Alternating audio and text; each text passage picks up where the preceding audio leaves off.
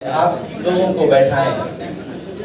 Media के बंधु कृपया करके दाहिने हाथ पे आ जाएं। Shri Dhirendra Kumar ji, senior ENT surgeon, Siwan, IMA।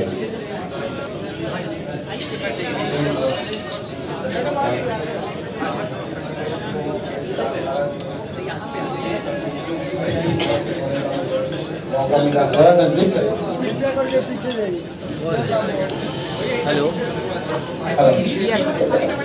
Hello, 1 घंटा में कॉल करते हैं।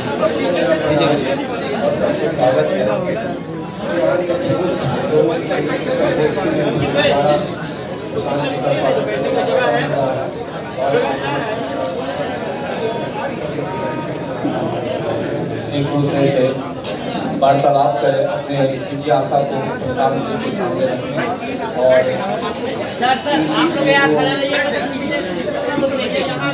अभियान है जो बिहार को एक उन्नत विकास को ले जाने की सोच है, उसकी माला जिससे कि बिहार हो और भावी पीढ़ी को आगे आने वाले समय में एक नई शिक्षा, नई नीति, नई स्वास्थ्य, रोड व्यवस्था और बहुत ही मुख्य चिंता का विषय बना हुआ है जो हमारा अपराध बढ़ रहा है।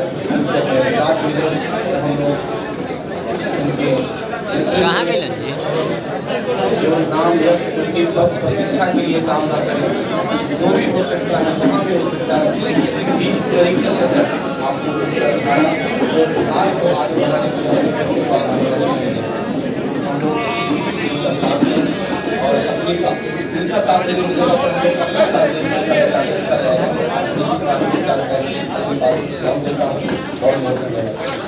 सिवान जो मौलाना मजहर साहब की धरती रही है, सिवान में मौलाना मजहर साहब ने आज़ादी के बहुत सालों पहले इस बात की परिकल्पना की थी कि शिक्षा ही वो एकमात्र माध्यम है जिसके द्वारा समाज का निर्माण किया जा सकता है।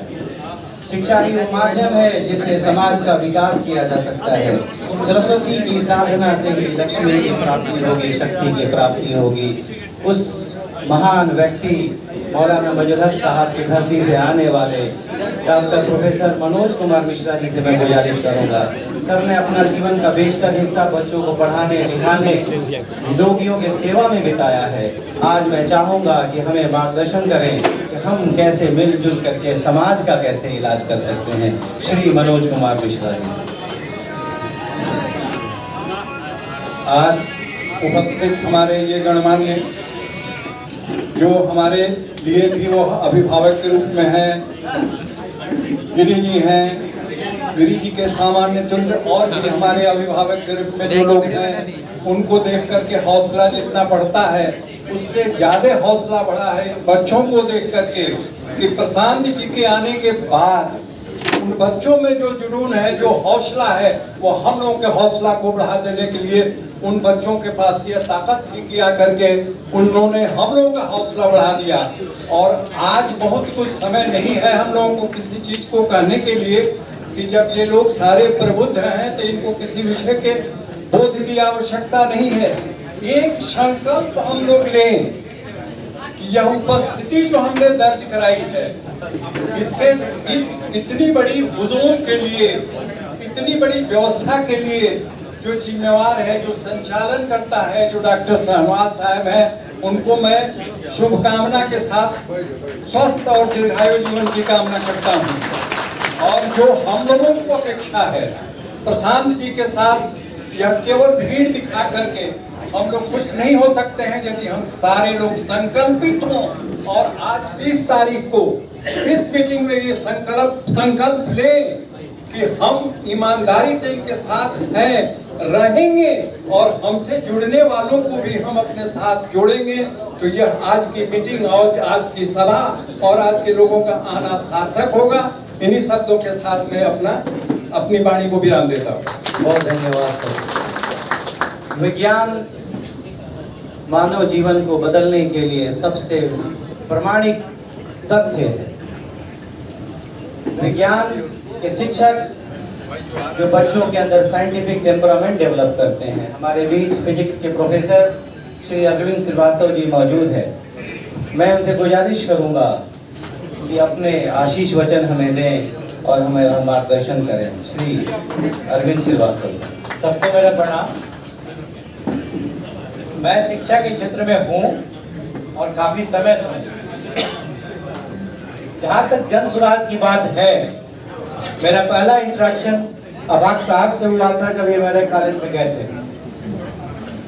और जन सुराज के विचारों को सुनकर मैंने अपने कॉलेज में काफी प्रयत्न किया, हमसे जो पार लगा किया।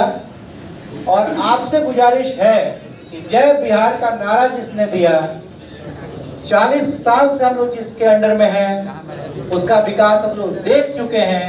एक बार आप घर से बाहर आइए और नए विचार को मौका दीजिए। अपने अपने घर में मत रहिए, टेबल टॉक मत कीजिए। मैं बहुत राजनीति से बहुत दूर रहने वाला आदमी, इनके विचारों को सुनकर घर से बाहर निकल गया हूं और इनका साथ देने के लिए संकल्प ले लिया हूं। तो आप क्यों नहीं आ सकते? अपने 35 साल की सेवा में मैं पहली बार घर से बाहर निकलकर नए विचारों का साथ देने के लिए तैयार हूं और मैं आगे हमेशा इनके साथ रहूंगा। मुझे कोई पोस्ट नहीं चाहिए, मुझे कोई नाम नहीं चाहिए, मुझे बिहार चाहिए। जय बिहार। बहुत शुक्रिया सर। अब मैं गुजारिश करना चाहूँगा जो हमारे बीच प्रबुद्ध जनता आई है, मैं श्री प्रशांत किशोर जी से ये इजाज़त चाहूँगा कि आप पहले एड्रेस करेंगे या पहले क्वेश्चंस ले लिए जाएं। ये ज़्यादा अच्छी बात है। खामोशी का हासिल भी एक लंबी खामोशी है। उनकी बात सुनी भी हमने, अपनी बात सुनाई भी। ऐसा तो कम ही होता है कि तुम भी हो तन्हाई भी। मैं बारी बारी से गुजारिश करूंगा जो लोग साथी हमारे सवाल पूछना चाहते हैं। डॉक्टर असगर साहब, अली असगर साहब जो कवि भी हैं, डॉक्टर भी हैं, समाज सेवी भी हैं। सर आपका स्वागत है और मैं गुजारिश करूंगा अपने साथियों से कि माइक डॉक्टर अली असगर साहब को सौंपा जाए। तीन माइक था, देखने का। अच्छा शॉर्ट करते हुए ना, शायर लोग के साथ दिक्कत होता है, मैं भी थोड़ा शायर हूँ। माननीय प्रशांत जी, सीवान जिले के प्रबुद्धगण, मैं बहुत ही शॉर्ट में जो है जो आपके सामने आ रहा हूँ। माननीय प्रशांत जी की कोशिशें हैं अंधेरे को मिटाने की, प्रशांत जी की कोशिशें हैं धारा को जगमगाने की। इनकी आंखों ने काफी बड़ा ख्वाब देखा है। प्रशांत जी की कोशिश है एक नया सूरज उगाने की और हम लोग इनके साथ हैं। अवश्य एक नए सूरज का जो है उदय होगा। आइए, मेरा सबसे पहला प्रश्न है, क्योंकि हमारे शाहनवाज बाबू ने कहा कि शिक्षा बड़ी चीज है, तो शिक्षा के माध्यम से सामाजिक असमानता को दूर किया जा सकता है। आप अगर सरकार में आते हैं तो शिक्षा का रूपरेखा क्या होगा? क्या आप भी बच्चों को खिचड़ी खिलाएंगे? शिक्षा और स्वास्थ्य सेवा आपका कैसा होगा? ये पहला प्रश्न। दूसरा, आप स्थानीय व्यवसायों और नौकरियों को कैसे बढ़ावा देंगे? तीसरा, आप भ्रष्टाचार से कैसे निपटेंगे? और चौथा मेरा प्रश्न होगा, आप बिहार के अर्थव्यवस्था को कैसे मजबूत रखेंगे? आप राज्य के युवाओं और महिलाओं के लिए क्या करेंगे? इन्हीं शब्दों के साथ जो है मैं प्रशांत जी से क्रमबद्ध जो है ये प्रार्थी हूँ कि आप जो है अगर मेरे प्रश्न का उत्तर देते हैं तो मैं आपका आभारी रहूँगा। जय बिहार। ये आपका मशवरा भी होगा और मैं सर से जानना चाहूँगा कि आप बारी बारी से जवाब देंगे या सब सवाल ले लेते हैं एक बार और ये प्रयास किया जाएगा कि सवालों का जवाब सबको सम्मिलित कर लिया जाए। उसके बाद भी अगर कोई बात की रह जाएगी तो उसको हम लोग संभालने की और उसका जवाब देने की कोशिश करेंगे। कुछ साथियों ने नाम पहले लिखवाया है। अच्छा ठीक है, हाँ रैंडम होना चाहिए, नाम लिखवाने वाले का क्यों करेंगे? सर अपना परिचय भी दे दें जरा।